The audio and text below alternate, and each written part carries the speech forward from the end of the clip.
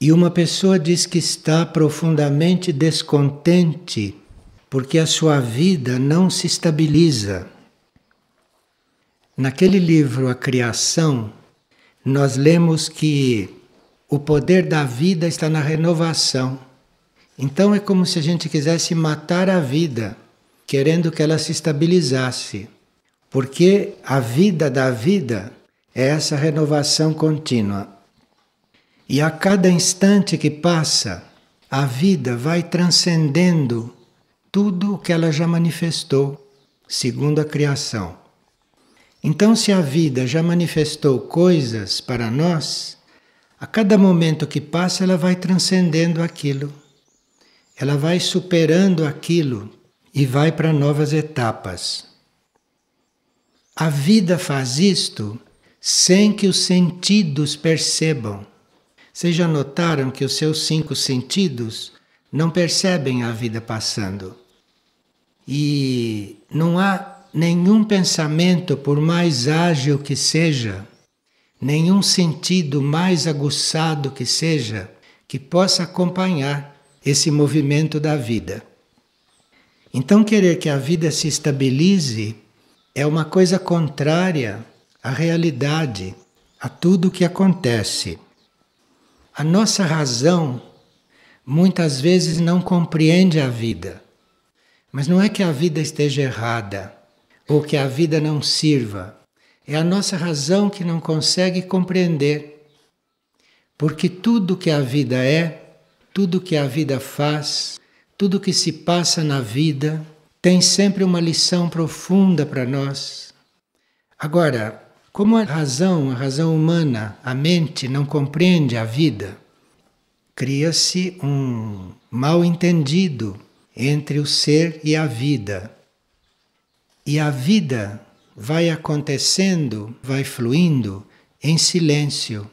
Quem faz o barulho somos nós, não é a vida.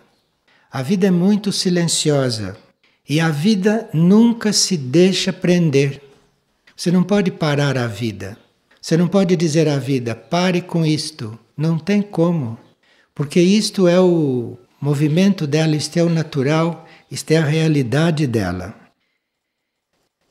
Outra característica da vida é que ela vai se apresentando para nós em milhões e milhões de formas. Infinitas formas que esta vida vai tomando. E ela nunca se desvela para nós completamente. Mesmo que ela crie formas que a gente compreenda até certo ponto, ela mesma, a vida, nunca se mostra totalmente. Ela fica sempre como que no seu interno e ela nunca se desvela para nós totalmente. Quem diz que compreende a vida, que compreende os fatos da vida, não sei se sabe o que está dizendo, porque a vida não se mostra assim. A vida não se faz entender. Nem sempre a vida se faz entender. Agora, com tudo isto, se vocês notarem, se vocês não se agitarem, vocês vão ver que a vida é muito suave, que a vida é uma presença muito suave, que nós é que começamos a nos alterar e colocamos isto para a vida. Mas a vida é muito suave e a vida transforma qualquer coisa. Não há o que a vida não transforme. Então a vida vai sendo e as coisas vão se transformando. A vida vai acontecendo e nada fica como é. Nada, nada, nada permanece como é. E a vida tem o poder de resgatar, de redimir o que parecia perdido. Na vida não tem nada perdido. A vida pode recuperar tudo. A vida pode resgatar tudo. E a vida tem uma característica conhecida, porque a maior parte das características nós não conhecemos. Mas a vida tem uma característica que é elevar tudo o que busca a perfeição. Então, se nós buscamos a perfeição, pode ser que a gente nunca chegue lá, porque a perfeição vai se afastando e a gente vai sempre buscando esta perfeição. Mas quem é que pode dizer que é perfeito? Acho que ninguém, né? Então nós vamos sempre buscando esta perfeição vai se afastando e a vida vai elevando tudo.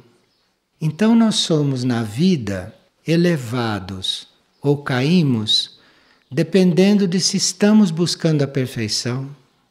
Quem está na vida assim, sem buscar a perfeição, tem uma ideia da vida. Mas quem na vida busca a perfeição tem uma ideia completamente diferente. E quem na vida busca a perfeição se sente elevar, se sente elevado, se sente erguido. E a vida, se nós buscamos a perfeição e se nos deixamos tranquilamente estar na vida, a vida vai nos levando para aquilo que se chama transcendência. A vida leva para lá. A vida leva tudo para lá.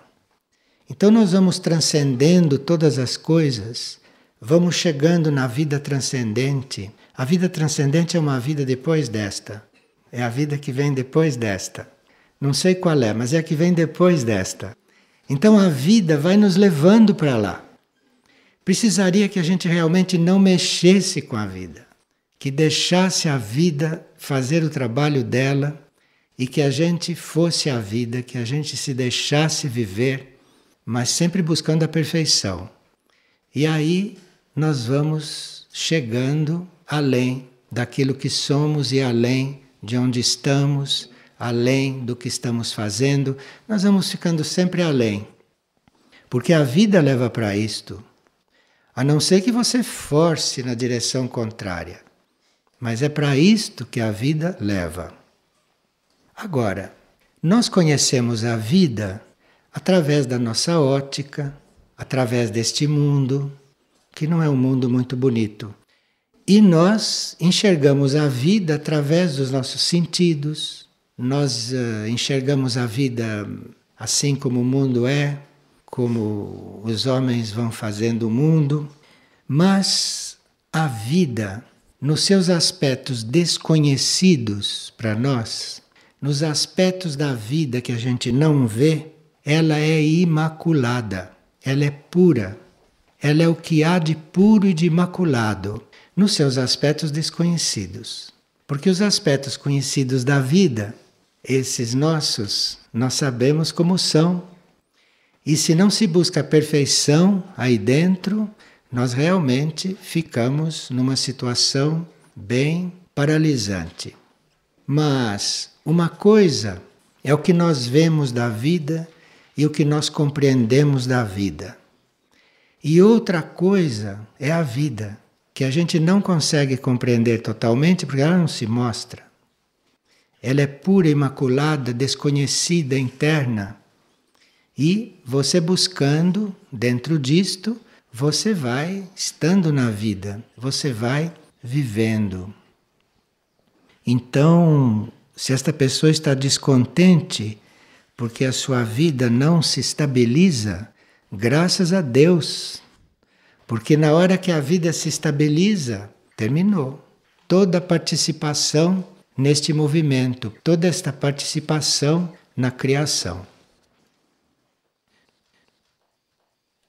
Como pode acontecer, pergunta uma pessoa, que uma pessoa mude tanto em tão pouco tempo?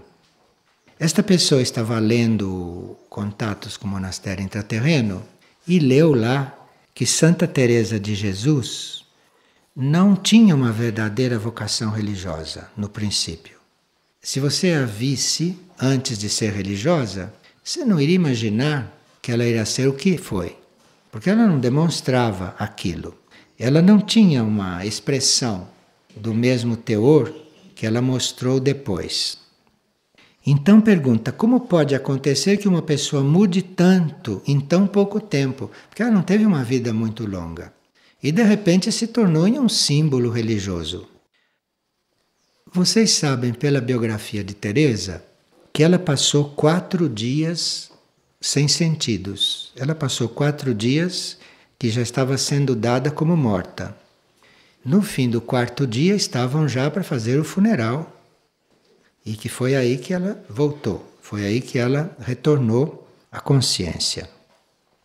Antes desses 4 dias, ela era quem era, mas ela não expressava aquela religiosidade que expressou depois.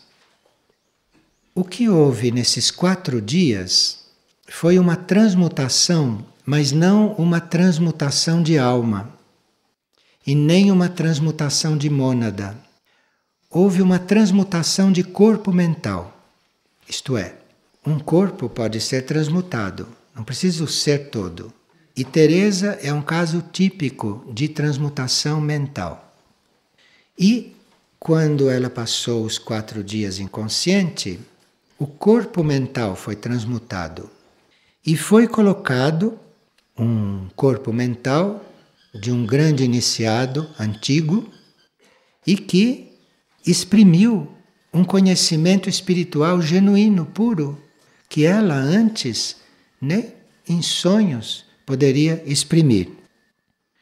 Então, existe a possibilidade de nós termos implantado em nós uma possibilidade que não tínhamos. Isto não tem nada a ver com possessão, hein? Estamos bem entendidos. Isto é um corpo nosso, porque nós temos 7 corpos, não? Um corpo em cada nível de consciência. Então, um corpo nosso, nosso corpo mental, pode ser transmutado, como aconteceu com ela. Então você é o mesmo. Você é a mesma alma, você é o mesmo ser, mas você está com uma outra mente. Nós sabemos que nós não somos a nossa mente, nem somos a nossa emoção e nem somos o nosso corpo físico também. Nós usamos estes corpos. E o corpo mental de Teresa foi transmutado e ali foi colocado um corpo mental que conhecia uma realidade que ela até então mentalmente não conhecia. Quando há uma transmutação de um corpo, isto não quer dizer que a personalidade se torne perfeita, porque ela mesma continuou dizendo até o fim da vida que era muito imperfeita. Do ponto de vista dela era muito imperfeita. Para nós era uma santa, mas para ela era imperfeita, ela mesma. E devia ter razão, né? Porque quem é perfeito aqui? Então aí ela se considerava imperfeita, apesar de ter manifestado tudo o que manifestou, porque teve o corpo mental transmutado. Isto não quer dizer, uma transmutação, não quer dizer que a gente fique perfeito em seguida. Mesmo com uma transmutação de alma, mesmo com uma transmutação de mônada, não quer dizer que se fique expressando a perfeição, porque os corpos são os mesmos. Então, você pode ser transmutado no plano da alma, mas os seus corpos são os mesmos. E aquilo não vai mudar os corpos assim. Os corpos continuam expressando aquilo que sempre expressaram. Quer dizer, teria um trabalho lento da alma sobre os corpos. Mas o fato de trocar a alma, ou o fato de trocar um corpo por um corpo mais evoluído, isto não quer dizer que o ser fique perfeito. Porque são níveis de consciência estes. Então houve a troca, mas todo o resto do ser é o mesmo. Todo o resto do ser é aquilo que sempre foi. E que agora vai sendo trabalhado por essa transformação. E por isso que Teresa disse que nos 28 anos que ela praticou oração, nos 28 anos que ela orou conscientemente, continuamente, 18 anos foram de lutas com ela mesma. Em 28 anos de oração, 18 foram de lutas com ela. Veja como são estas coisas. Então, como pode acontecer que uma pessoa mude tanto? Não sei se pode mudar muito. Muda muito aos nossos olhos, porque não vemos tudo. Mas não muda muito. Muda aquilo que foi mudado. Mas o resto do ser vai precisar de um tempo, vai precisar de um trabalho de transformação para que aquilo se amplie, que aquilo se estabeleça. Se vocês lerem o livro da vida de Teresa ou outros livros de Teresa desse ponto de vista, principalmente o livro da vida, vocês vão descobrir muitas coisas e que ela não podia dizer. Não podia dizer porque tinha censura. Não era possível dizer tudo. Um místico nunca pode dizer tudo. O místico diz a mínima parte do que ele passa e aquela mínima parte ainda é muito trabalhada para poder ser passada para nós. E um místico disse tudo. Então ela também não disse tudo. Mas se vocês forem ler o livro da vida com esta perspectiva, tendo estas coisas presentes, buscando ali um ser desconhecido, um ser que não se mostrou, nós vamos ter muito estímulo para caminhar para a perfeição, para buscar a perfeição. E vocês vão ver que a busca da perfeição, que o caminho da busca da perfeição não é um caminho cômodo, não é um caminho liso, não é um caminho que você vá assim, tranquilamente. Vocês vão ver lá, por aquela biografia, por aquilo que não está escrito também naquela biografia. Porque esses 18 anos de luta, nos 28 anos de oração contínua, não se sabe realmente que foi esta luta. Esta luta ninguém conhece. Então, isto é muito bom para nós, isto para nós é uma referência, principalmente neste momento em que tantas coisas se abrem para nós. Então, dizer até há 100 anos atrás, até há 50 anos atrás, vá ler o livro da vida de Teresa para descobrir estas coisas, seria inútil, porque ninguém ia descobrir nada. Ia ler o que está escrito. Mas hoje nós estamos sendo trabalhados internamente e nós necessitamos, em muitos momentos, da experiência destes que caminharam mais do que nós, desses que evoluíram mais do que nós e que há muito tempo antes de nós já estavam muito mais lúcidos do que nós estamos. Então ali se pode realmente ter muitas referências e nós sairmos um pouco desta influência deletéria, não é? Desta pressão de hoje, dessas ideias de hoje, que tem sempre um fundo de verdade. Mas nós precisamos do respaldo destes seres que caminharam, precisamos da referência do que eles viveram, porque isso não mudou muito. A alma se elevou, a alma já está num plano mais elevado, a alma está num plano intuitivo, mas nós temos ainda muito o que aprender com estes seres que caminharam. Temos muito o que ver na referência que esses seres deixaram.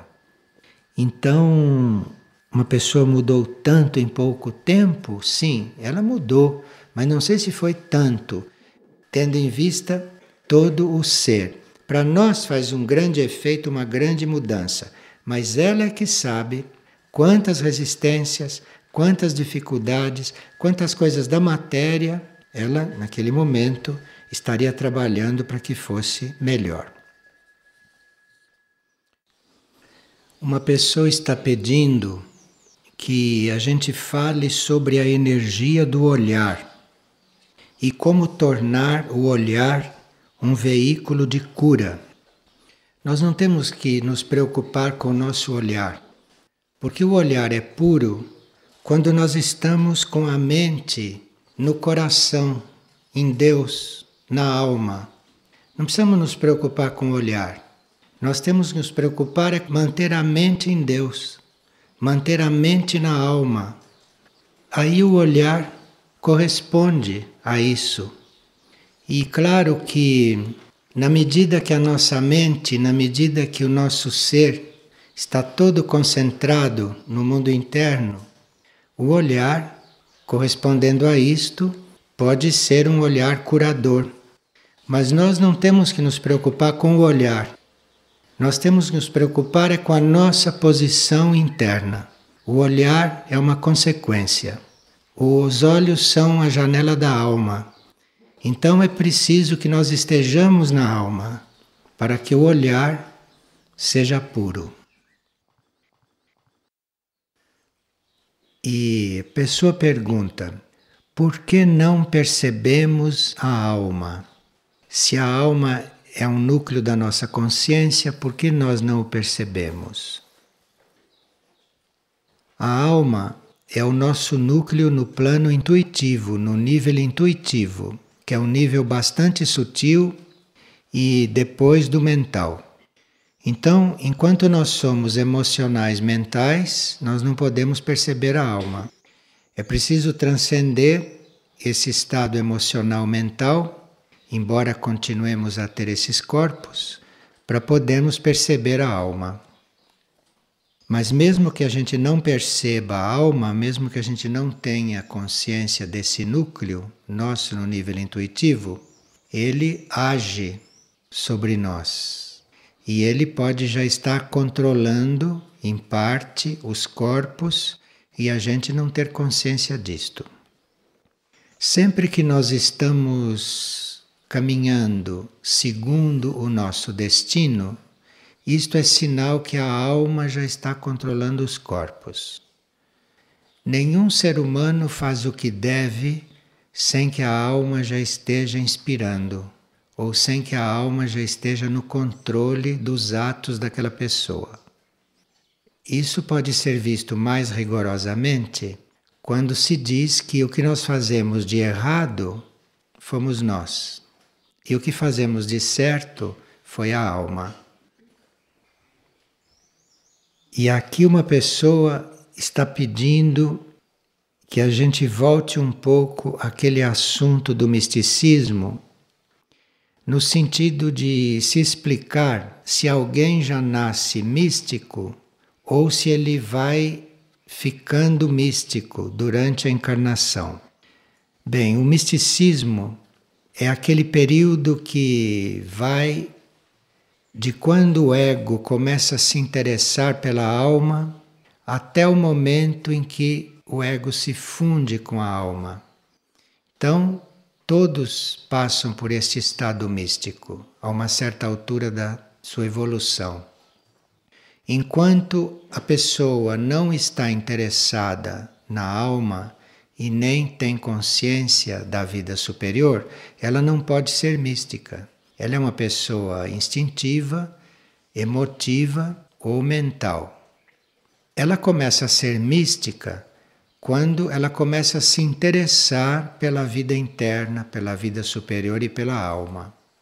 E todo este período, desde que ela se interessa por isso, até a fusão dela com a alma, que são muitas encarnações, isso se chama um estado místico, em diferentes graus. Então, um indivíduo pode já encarnar com este misticismo já em desenvolvimento. Ou ele pode encarnar e naquela encarnação começar o processo místico nos graus, obviamente, mais primários.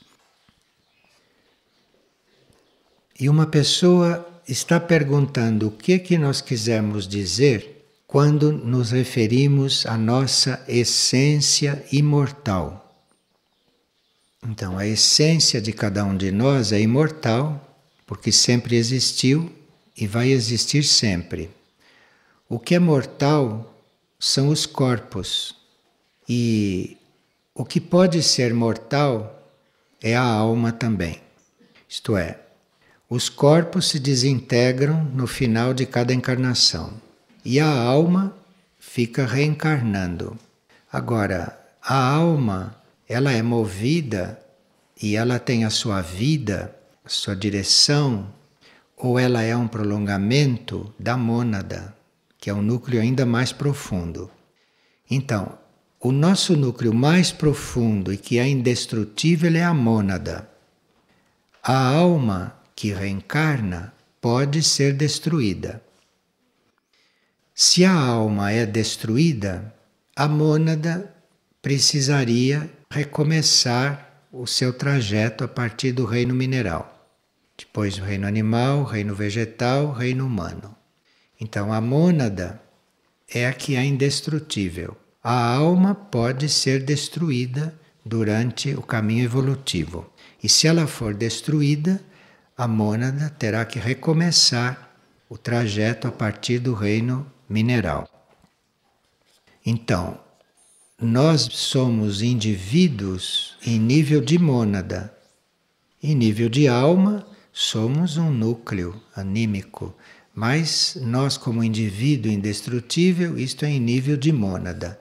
É lá que nós somos realmente um indivíduo. Muito bem. Vocês têm mais alguma pergunta? Pois não. Qual é a ocasião em que a alma é destruída? A alma. A alma pode ser destruída quando ela rompe o fio de ligação com a mônada. A alma pode errar muito, mas enquanto o fio estiver coligado, ela não pode ser destruída, porque a vida da mônada está passando para ela.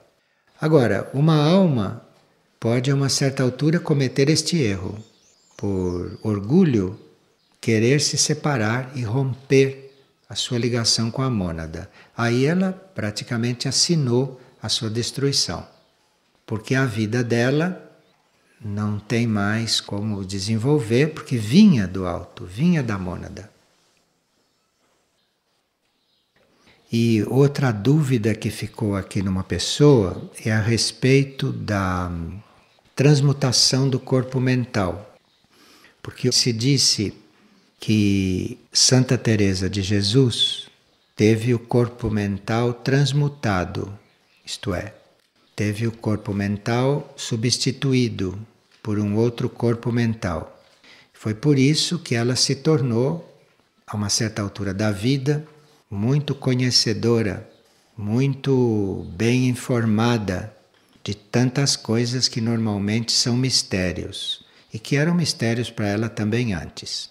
Mas a uma certa altura da vida, ela se revelou muito sábia, porque, como se viu, foi transmutada no corpo mental.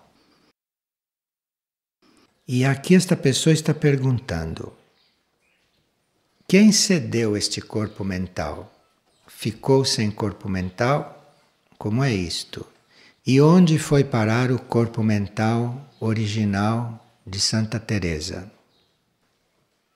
Há casos em que grandes entidades têm o poder e têm a possibilidade de criar um corpo mental, embora eles não tenham mais.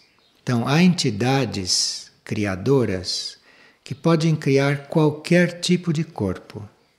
Então pode haver uma entidade muito avançada que não tenha mais corpos, que tenha sua vida em níveis imateriais, e esta entidade pode ter o poder de materializar um corpo físico, pode materializar um corpo etérico, um corpo astral, um corpo mental, para ele usar ou para enviar para alguém que esteja precisando de um corpo mais adiantado.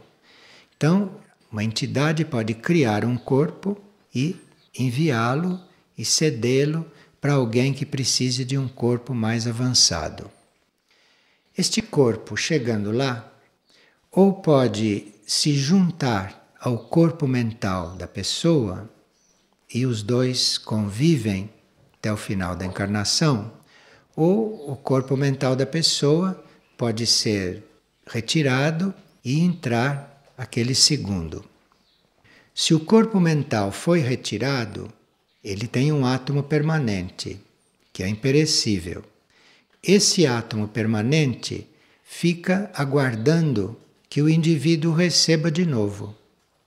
Então, o corpo pode se desintegrar. O corpo pode desaparecer, mas o seu átomo permanente fica em arquivo para que o indivíduo possa usar a qualquer momento. Então, se uma entidade criou um corpo mental e passou a Teresa, este corpo mental pode ter convivido com o dela, ou o corpo mental dela pode ter sido retirado e entrado só este. Se foi retirado, o átomo permanente fica aguardando um destino para ele, que será eventualmente uma volta para a própria entidade de Teresa quando ela o atrair de novo. Agora, há entidades que dispõem de corpos. As entidades não usam estes corpos, mas esses corpos ficam no universo, esses corpos ficam disponíveis e essas entidades podem usá-los, emitindo um raio, emitindo uma onda, emitindo uma energia que os faz agir. Então não é a entidade que está dentro daquele corpo, mas a entidade os está movendo. Porque estes corpos que elas podem manter são corpos de muita qualidade, são corpos que a lei evolutiva os mantém, porque podem ser úteis para que não desapareçam, para que não sejam destruídos, e esses corpos estão disponíveis. Uma entidade pode conduzi-los a fazer algo que ela não vai fazer porque não pode descer ao plano daquele corpo. Então pode haver sim algum corpo materializado que não tenha uma alma e uma mônada dentro. Pode haver um corpo materializado, funcionando, pilotado por alguma entidade, que não está encarnada nele, mas o está conduzindo. Isto não é muito comum acontecer, mas pode acontecer. Sendo um corpo que não é físico, sendo um corpo sutil, pode acontecer a mesma coisa. Este corpo sutil no espaço, este corpo sutil no seu plano de consciência, fica vivendo, agindo, criando e não tem uma mônada dentro, nem tem uma alma dentro, mas ele pode estar sendo conduzido por uma entidade. Isso é um dos trabalhos que as entidades podem fazer. Sim. Qual é a condição para uma pessoa ser transmutada? Ou um dos corpos dessa pessoa? Qual é a condição, ela está perguntando, qual é a condição para uma pessoa ser transmutada? Aquele ser, inclusive como corpos, pode já ter conseguido um certo grau de disciplina que permita que esses corpos sejam usados por um ser mais avançado. Um ser mais avançado não pode entrar nos nossos corpos, porque os nossos corpos não são suficientemente purificados, são densos, não são disciplinados. Então, um ser avançado não pode entrar nos nossos corpos. Mas se os nossos corpos chegarem num grau evolutivo de purificação, de disciplina, de ritmo, que possa servir para um ser mais adiantado, então a lei evolutiva ou o plano não vai desintegrar aqueles corpos, vai usar aqueles corpos através de um ser mais adiantado. Então, nesse caso, o indivíduo que está naqueles corpos o cede para um mais avançado.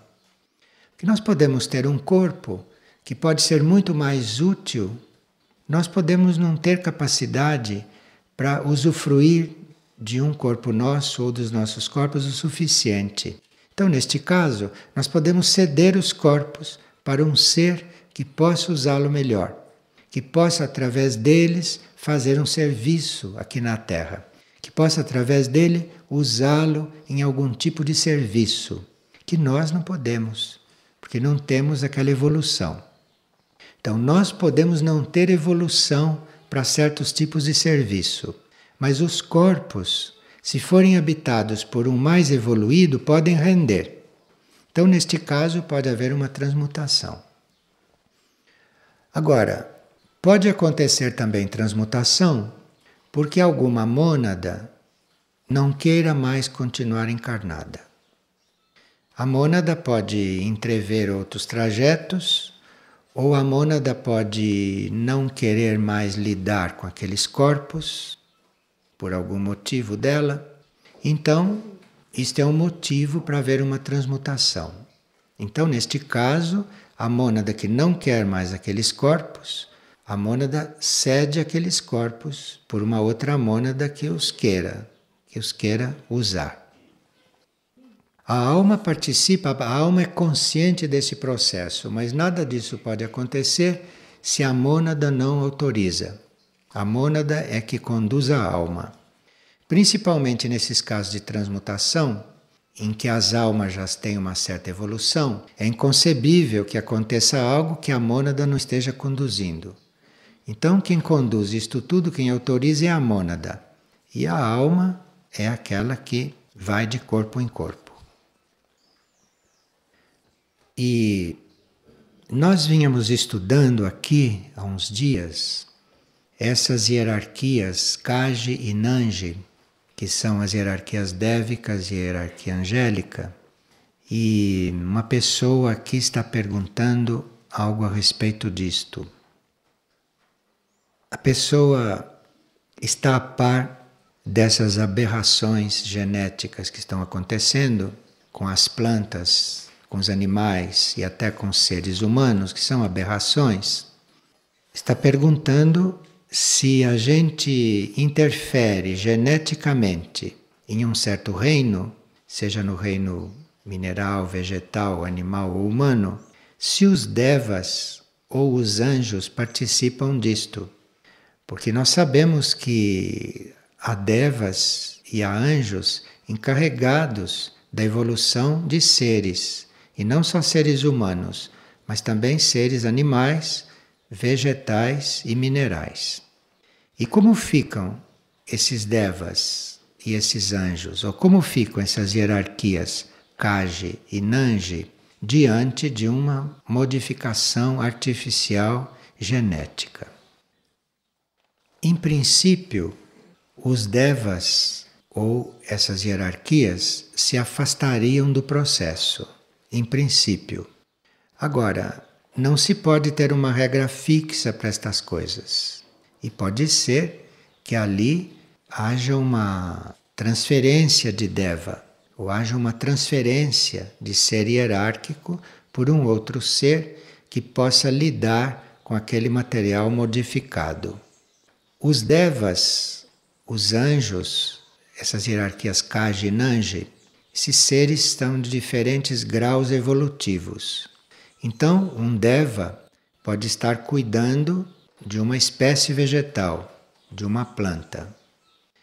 E este deva, ele tem a informação que vem dos planos dos arquétipos, ele tem a informação daquilo que aquele vegetal deve ser. Ele conhece o modelo para aquele vegetal. Então ele trabalha na construção daquele modelo. Ele colabora com o reino vegetal na construção daquele modelo. É para aquele modelo que ele está condicionado. Se há uma modificação genética ali, este deva, ou esta hierarquia sutil, pode não se ajustar àquela modificação. E aquilo pode então continuar a viver pelas forças materiais. Ou pode haver uma transmutação, pode haver algum outro ser que se encarregue da mesma linha, da mesma hierarquia, que se encarregue a partir daí daquela evolução. Nós teríamos que nos tranquilizar um pouco com respeito à obra do homem aqui neste planeta. Não que a obra do homem não seja negativa, mas por mais que o homem faça, ele não tem poder para interromper a evolução se a evolução não quiser ser interrompida. O homem não tem poder para tanto. Então o homem tem poder para modificar a genética de uma coisa, até aí o poder do homem chega. Mas ele não tem poder para definir o destino daquilo que ele está modificando.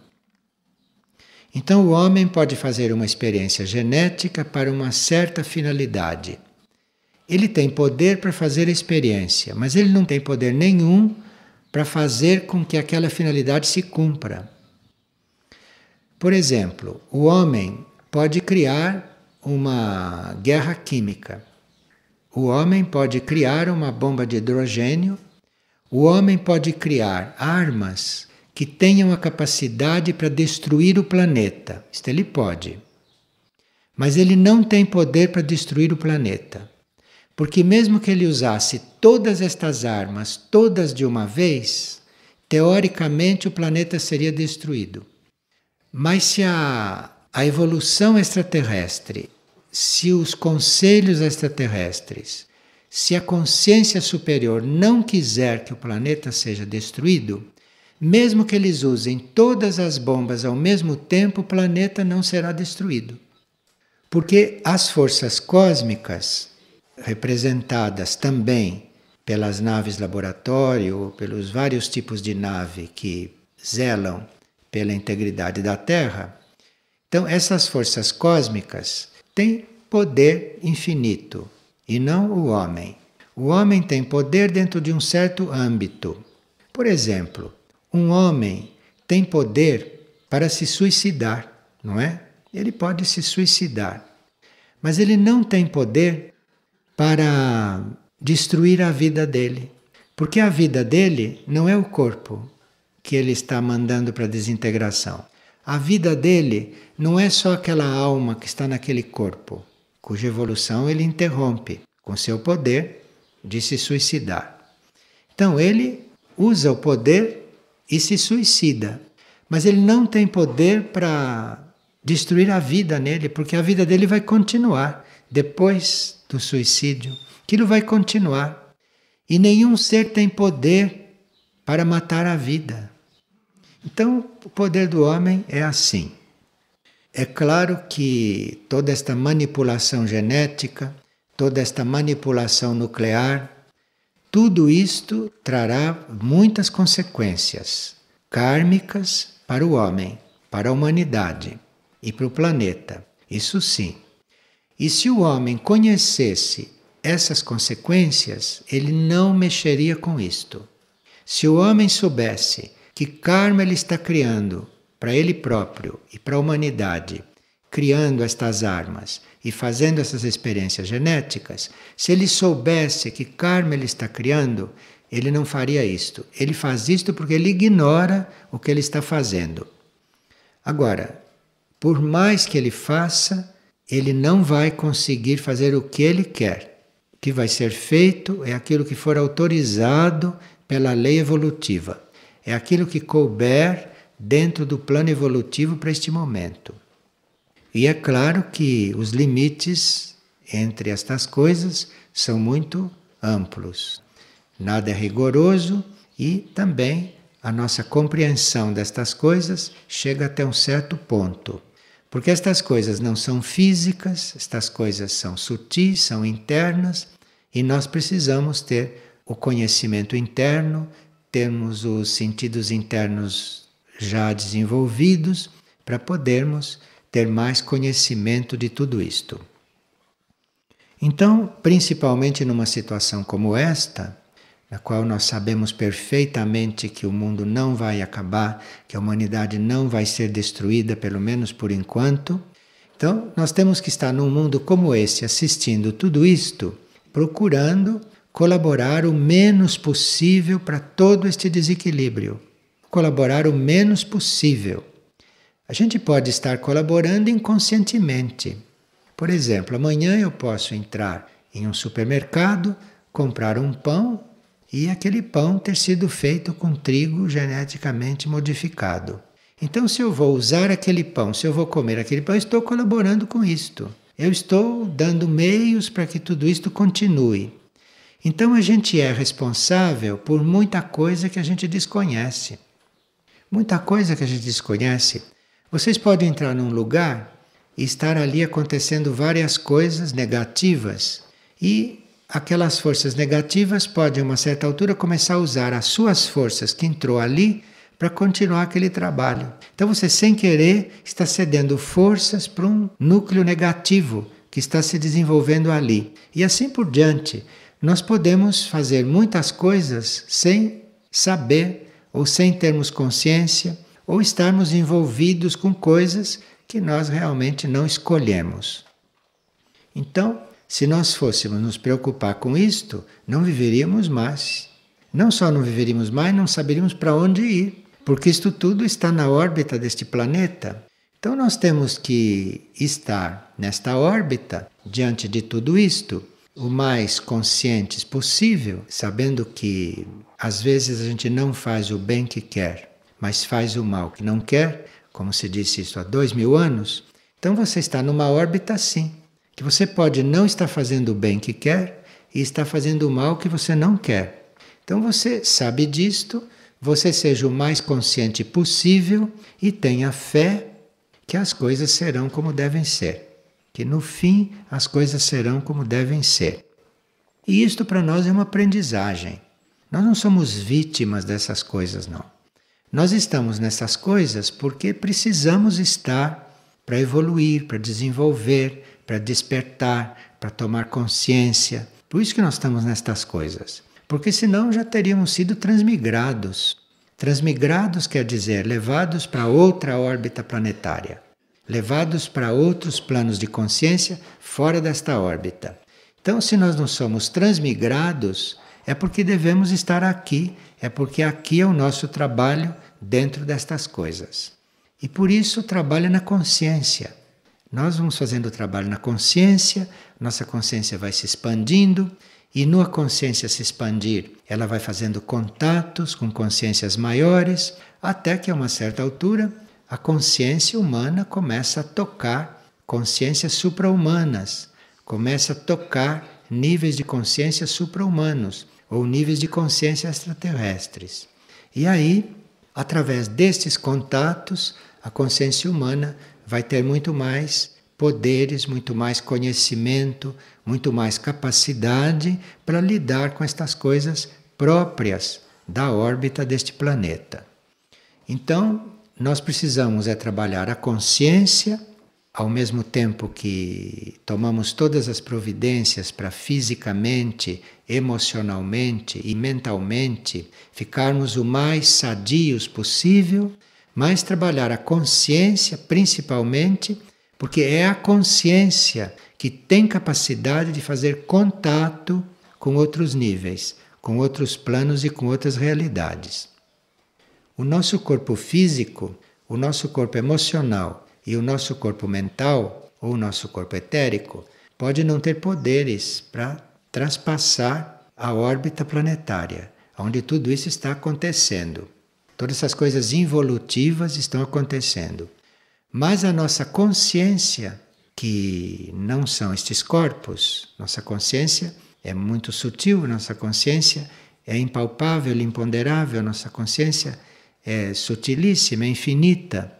Então, a nossa consciência, nós como consciência, podemos estar em contato com o que não é isto que se passa aqui, para que a gente possa servir, amenizar este processo terrestre, que karmicamente vai trazer muitas consequências para o planeta, para a humanidade, para tudo aquilo que está aqui. E nós vivemos hoje este processo e hoje nós não precisamos estar limitados ao processo da Terra. Nós podemos estar já em contato com um processo maior, com um processo mais universal, e aí com isso ajudarmos a Terra. Como nós estávamos vendo, os nossos irmãos intraterrenos têm isto muito mais desenvolvido. E nós temos no planeta centros intraterrenos que não só estão em contato com tudo isto, mas centros intraterrenos, centros planetários que dispõem de energias cósmicas e que recebem a energia cósmica para poder trabalhar os assuntos deste planeta de uma forma mais universal. Então, o planeta vive um momento muito importante e para a humanidade é um momento de conscientizar certas coisas que normalmente ela não costuma conscientizar. Nós temos muitas informações a respeito destas coisas e, como consciência, nós podemos nos conectar com qualquer coisa que não seja usual, como consciência. Então, tratemos dos nossos corpos materiais, o físico, o emocional e o mental, fraternalmente, porque precisamos deles aqui, e eles também podem ser veículos de uma consciência maior, de uma energia superior, para servirem aqui no planeta. Mas para que esse processo tenha vida, para que este processo aconteça, é preciso que a gente esteja dentro destes corpos, não para usufruir do planeta. Preciso que a gente esteja dentro desses corpos, não para nos aproveitarmos desses corpos. para termos algum prazer com estes corpos, tirarmos alguma vantagem destes corpos. Se a ideia é esta, então nós estamos praticamente envolvidos com o processo planetário e com o processo desta humanidade. Agora, se nós como consciência estamos dentro destes corpos para servir, usar estes corpos para o serviço, ou estarmos dentro destes corpos para trabalharmos o material destes corpos, então estes corpos estão incluídos no nosso trabalho. Mas aqui é preciso ver qual é a nossa atitude para com os nossos corpos. Em que conta nós temos os nossos corpos. Que esta é a chave para nós estarmos envolvidos com o processo do planeta ou estarmos aqui no planeta trabalhando de outro jeito, vivendo de outro jeito.